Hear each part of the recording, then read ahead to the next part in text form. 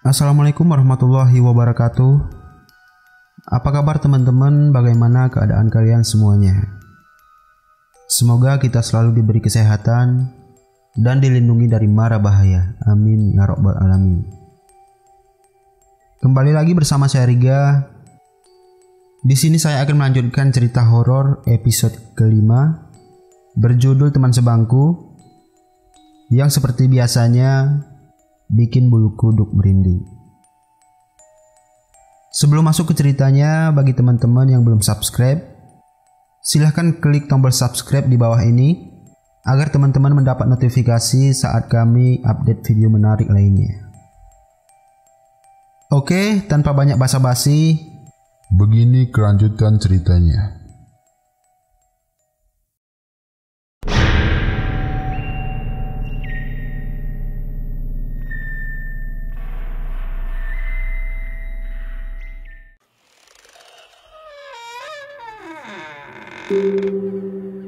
Kemudian sosok itu memegang pundak Rama.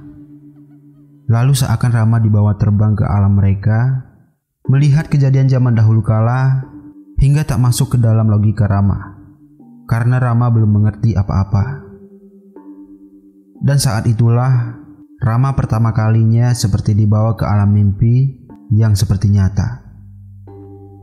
Seingat Rama, banyak rimbunan pohon-pohon masih seperti hutan sebelum menjadi kota metropolitan. Rama mau pulang. Rama takut. Tolongin Rama. Sambil Rama menangis. Seingat Rama seperti itu, dan tidak ingin lagi dibawa ke alam mereka. Setelah itu badan seperti ditarik dengan cepat, kemudian gelap. Hanya terdengar suara bising dari sekitar, lalu Rama membuka matanya. Lah, kok saya nggak di kelas, Pak? Tanya Rama saat di ruang guru. Mata Rama serasa perih, mungkin kena minyak angin dan balsem yang dioleskan guru sebelum sadar. Ya sudah, kamu izin pulang saja ya Ram. Besok belajar lagi, jawab gurunya.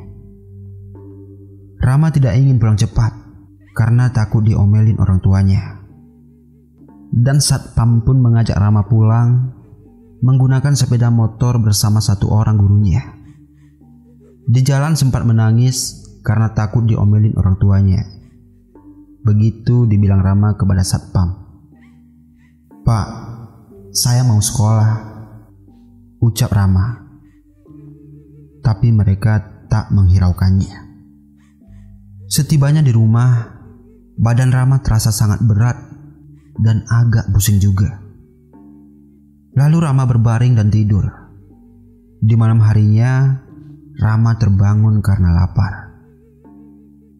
Saat ke dapur, nenek bicara kepada Rama. Ram, di sekolah katanya kesurupan.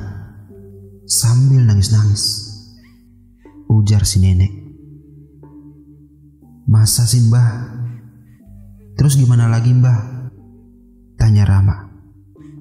Terus dibawa ke kantor guru katanya. Berontak-berontak, ujar nenek kembali. Perasaan Rama gak ngapa-ngapain dah, ucap Rama dalam hati sambil mendengarkan cerita nenek. Habis makan langsung tidur ya Ram. Jangan nonton TV, ucap nenek Rama. Iya Mbah, jawab Rama. Ya memang yang Rama rasakan tidak seperti apa yang nenek bicarakan. Malah Rama tersesat di sana. Pantas badannya terasa pegal dan kepalanya sedikit pusing. Kemudian setelah makan, Rama langsung lanjut tidur lagi agar Rama tidak kesiangan esok hari. Saat di perjalanan sekolah, Rama pun masih bertanya-tanya tentang kejadian kemarin yang ia alami. Seperti biasanya, setiap masuk kelas selalu menarik napas panjang dan berdoa pastinya. Namun ada hal aneh di dalam kelas. Semua temannya memperhatikan diri Rama. Kenapa pada liatin saya? Ucap Rama dalam hati. Mereka seperti ingin menghindar. Namun Rama cuek saja dan tetap belajar seperti biasanya dengan buku yang menumpuk di sisi kanan Rama. Di kelas yang rajin bawa buku banyak cuma Rama. Karena ada alasan tertentu agar tidak melihat hal-hal yang tidak diinginkan Rama. Sebelum guru masuk ke ruang kelas, Rama mengikat kembali boneka yang masih berada di kolong bangku ke tempat asalnya. Dengan tujuan agar tidak mengganggu Rama lagi saat nanti sewaktu pelajaran berjalan. Guru pun tiba di kelas. "Ram, kamu baik-baik saja kan?" ujar guru. "Iya Bu, saya baik-baik saja," jawab Rama. Padahal dari kemarin juga Rama baik-baik saja.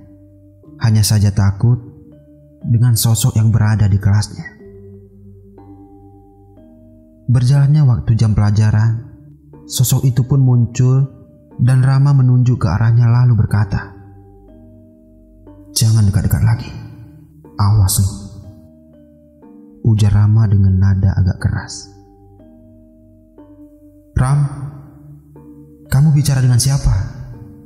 teriak guru pada saat itu semua murid sedang menulis. Lalu guru menghampiri Rama sambil mengelus kepalanya dan mengusap dengan minyak angin. Mungkin beliau takut jika Rama kesurupan lagi. Perih terasa mata Rama saat itu karena terkena aroma minyak angin dan membuat pandangan Rama agak kabur sedikit. Jika melihat kejauhan jadi buram. Hari itu Rama hanya memfokuskan diri sendiri. Tidak fokus belajar maupun melihat teman bermain di kelas saat jam istirahat. Karena takut, sewaktu-waktu sosok itu tiba begitu saja di hadapan Rama. Karena pandangan Rama tidak fokus, Rama melihat orang dengan cara sedikit melotot dan menurunkan alisnya. Lalu teman Rama berkata, "Rama kesurupan Bu," teriak salah satu teman kelasnya. Kemudian datang dua guru menghampiri Rama. Rama hanya diam dan tetap memandang sambil sedikit melotot. Karena gak bisa fokus melihat orang pada saat itu. "Siapa kamu?" ujar salah satu guru. "Rama Pak," jawab Rama dengan lugu. Namun ketika guru itu berbicara, sosok itu pun berada di samping guru, posisinya mengarah Rama namun kepalanya menunduk. "Pak," ujar Rama sambil menarik guru. Karena Rama tidak ingin dia dirasuki oleh sosok tersebut. "Kamu siapa?" ujar guru kembali. "Saya Rama Pak," jawab Rama. Rumit membayangkan jika Rama berada di posisi itu. "Oh Rama, kirain kamu kesurupan," ujarnya dan balik ke ruang guru. Dan sekarang sosok itu tepat di depan bangku belajar. Posisinya pun tidak berubah dan tidak juga menghilang. Kemudian bersambung. Baiklah teman-teman, sampai di sini dulu ya ceritanya. Lanjut di episode 6.